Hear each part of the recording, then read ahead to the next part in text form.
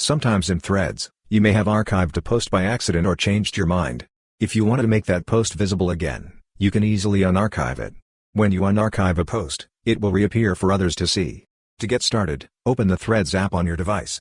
Once you're in the app, look at the bottom of the screen, you'll find the profile button. Tap on it to go to your profile. At the top of the screen, you'll see two horizontal lines, the menu icon. Tap on those lines to open the side menu. Inside the menu, you'll find the archive option. Tap on it to open your archived posts. Here, you'll see all the posts you've previously archived.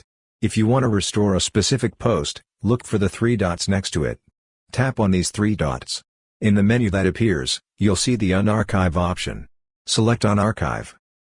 When you tap on that, the post will be unarchived. After that, if you check this section, you won't see that post anymore. Now, if you go to your profile, you'll find the post visible there. That's how you can easily unarchive a post in Threads. I hope this video was helpful for you.